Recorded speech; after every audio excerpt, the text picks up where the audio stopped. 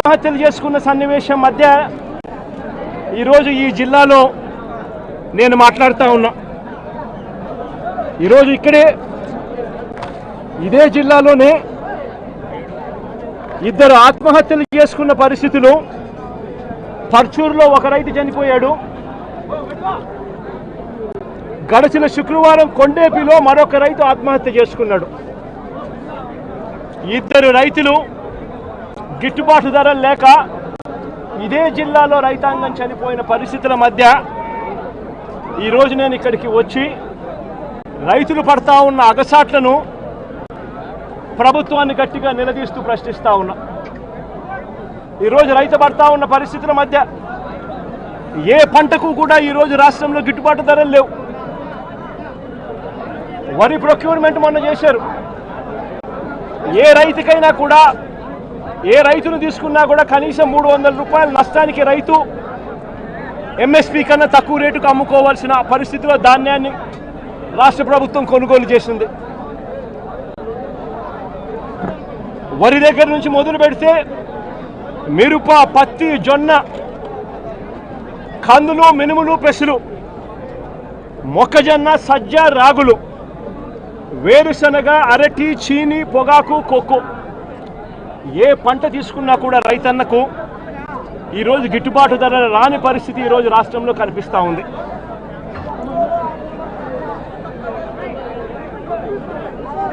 కేవలం ఒక సంవత్సరం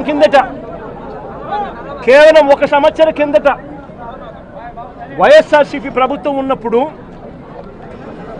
రైతు రాజ్యంగా రాష్ట్రంలో పరిపాలన సాగించినప్పుడు రైతు పరిస్థితి ఎలా ఉండేది, ఒక్క సంవత్సర కాలంలో రైతు ఎలా దిగజారిపోయాడు అని చెప్పడానికి నిదర్శనం ఈరోజు రాష్ట్రంలో ఈ జిల్లాలో జరిగిన రైతు ఆత్మహత్యలు. గత ఏడాది రైతు భరోసా కింద రైతన్న పెట్టుబడి సమయంలో రైతన్నకు పంట వేసే సమయంలోనే మే మాసం చివరికల్లా ఖరీఫ్ మొదలయ్యే నాటికల్లా రైతన్నకు రైతు భరోసా కింద పెట్టుబడి సహాయం కింద సహాయం అందేది. వైఎస్ఆర్సీపీ ప్రభుత్వ హయాంలో, మా ప్రభుత్వ హయాంలో గత ఏడాది రైతు భరోసా కింద అందుతా ఉన్న ఆ సొమ్ము చంద్రబాబు నాయుడు గారు వచ్చిన తర్వాత ఆగిపోయింది. ఈ పెద్ద మనిషి చంద్రబాబు నాయుడు గారు వచ్చిన తర్వాత గత ఏడాది రైతు భరోసా కింద మోడీ గారు ఇచ్చే 6,000 కాక మరో 20,000 రూపాయలు రైతు భరోసా కింద ఇస్తానని చెప్పాడు ఈ పెద్ద మనిషి చంద్రబాబు నాయుడు. గత సంవత్సరం రైతులకు ఇవ్వాల్సిన 20,000 రూపాయలు ఎగరగొట్టేశాడు. ఈ సంవత్సరం కూడా జూన్ 10వ తారీఖున మోడీ గారు ఇవ్వాల్సింది ఇచ్చేసింది, చంద్రబాబు నాయుడు గారు ఇవ్వాల్సింది మాత్రం ఎగరగొట్టిన పరిస్థితుల మధ్య ఈరోజు రాష్ట్రంలో వ్యవసాయం జరుగుతూ ఉంది. రైతు పరిస్థితి అధ్వానంగా. సమయానికే సీజన్ ముగిసేలోగానే ఇన్పుట్ సబ్సిడీ ఇచ్చే సాంప్రదాయాన్ని గత ప్రభుత్వం అంటే గతంలో వైఎస్ఆర్సీపీ ప్రభుత్వ హయాంలో ఉండేది.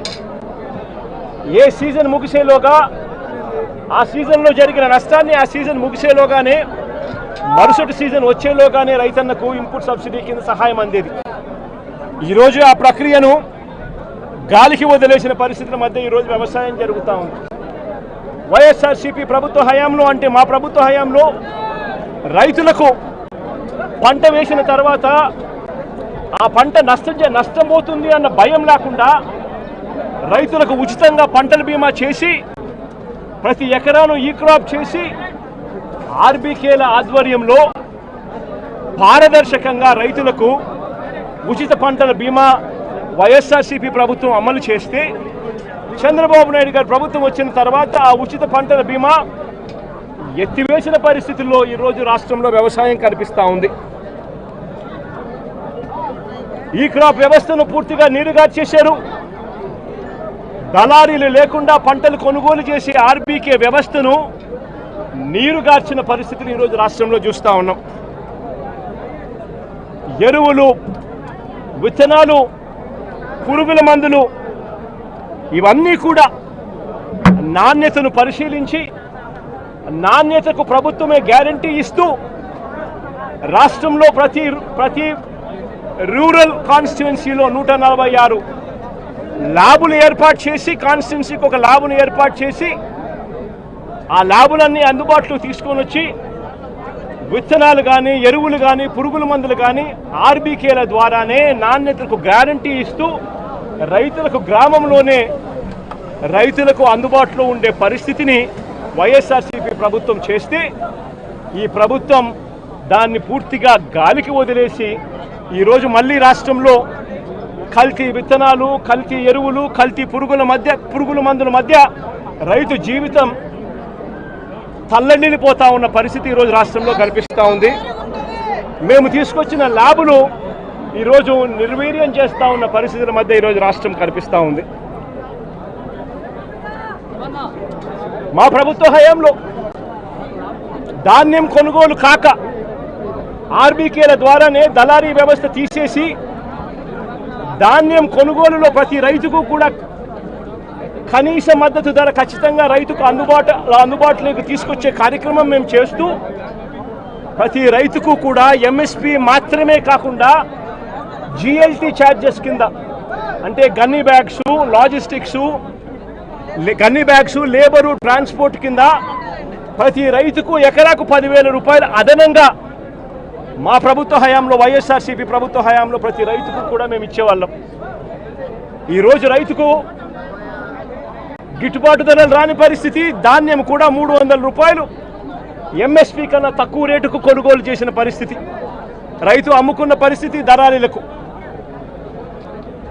ధాన్యం కొనుగోలుకే కాకుండా మా ప్రభుత్వం వైఎస్ఆర్సీపీ ప్రభుత్వంలో గతంలో 3,000 కోట్ల రూపాయలతో ధరల స్థిరీకరణ నిధి తీసుకొచ్చి ఏకంగా 5 సంవత్సరాల కాలంలో 7,500 కోట్ల రూపాయలు ఖర్చు చేసి మార్కెట్లో కొనుగోళ్లు చేసి మార్కెట్లో పోటీతనాన్ని పెంచి రైతులకు గిట్టుబాటు ధరలు వచ్చేట్టుగా మా ప్రభుత్వ హయాంలో 7,800 కోట్ల రూపాయలు ఖర్చు చేసి రైతులను ఆదుకున్న పరిస్థితి మాది. అయితే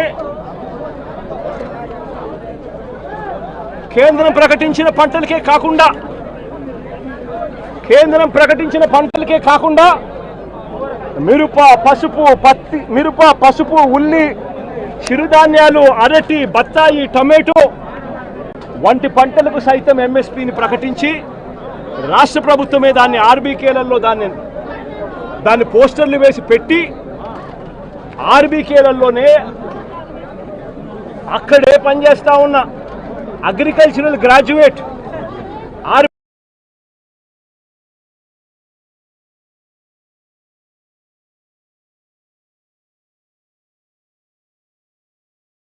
అక్కడే కూర్చోబెట్టి ఆ పంటలకు సంబంధించిన రేట్లు వెంటనే అప్డేట్ చేసేవాళ్ళు.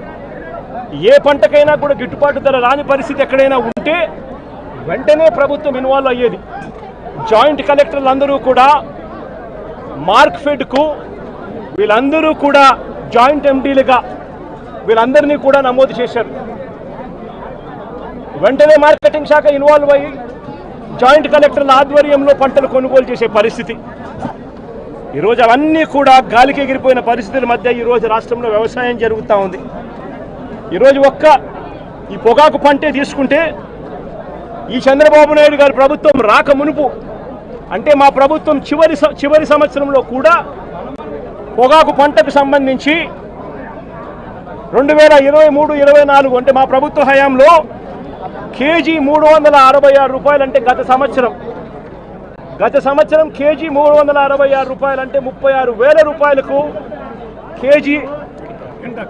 KG tobacco KG Virginia tobacco అమ్ముడుపోయింది. గత సంవత్సరం హైగ్రేడ్ 36,000 రూపాయలు క్వింటాల్కి అమ్ముడుపోతే లో గ్రేడ్ కూడా 24,000 రూపాయలకు తగ్గకుండా క్వింటాలకు గత సంవత్సరం అమ్ముడుపోయిన పరిస్థితుల మధ్య ఈరోజు పరిస్థితి ఏమిటి అని చెప్పి ఒక్కసారి మనమే వెళ్ళి చూసాం. ఈరోజు కాస్తో కూస్తో జగన్ వస్తున్నాడు కాబట్టి అని చెప్పి కాస్తో కూస్తో వీళ్ళంతా కూడా సిండికేట్ కింద ఫామ్ అయ్యి కాస్తో కూస్తో 100 రేట్లు పెంచే ప్రయత్నం చేశారు. జగన్ వస్తున్నాడు కదా, మళ్ళీ జగన్ ఎక్కడ మాట్లాడతాడో, మళ్ళీ అల్లరవుతాడేమో, అల్లరవుతుందేమో అని చెప్పి. కానీ పరిస్థితి చూస్తే ఒకసారి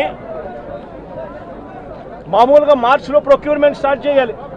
మార్చు, ఏప్రిల్, మే, జూన్ ఈ 4 నెలల్లో మామూలుగా ప్రొక్యూర్మెంట్ కంప్లీట్ కావాలి.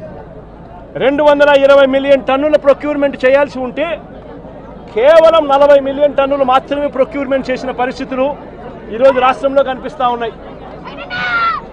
ఈరోజు రేట్ ఎంత అని చెప్పి చూస్తే ఈరోజు బ్రైట్ క్వాలిటీ అంటే హై గ్రేడ్ క్వాలిటీ యావరేజ్ మీద, నేను ఇక్కడికి రాక మునుపు వరకు కూడా యావరేజ్ మీద 220 రూపాయల నుంచి 260 రూపాయల మధ్యలో అమ్ముడు పోయే పరిస్థితి. ఈరోజు నేను వచ్చినాను కాబట్టి 280 చేసినాను. రైతులకు హై గ్రేడ్ క్వాలిటీ యావరేజ్ 240-250 రూపాయలు కూడా హై గ్రేడ్ వెరైటీకి రాని పరిస్థితిలో ఈరోజు రైతు పొగాకు అమ్ముకుంటా ఉన్నాడు. గత ఏడాది ఇదే హై గ్రేడ్ క్వాలిటీ బ్రైట్ క్వాలిటీకి 366 రూపాయలు కేజీ అమ్ముడు పోయింది. అంటే 36,600 రూపాయలు క్వింటాలు. ఈరోజు సగటున హై గ్రేడు 240-250కి పోతా ఉంది. ఇక లో గ్రేడ్ పరిస్థితి చూస్తే, లో గ్రేడ్ పరిస్థితి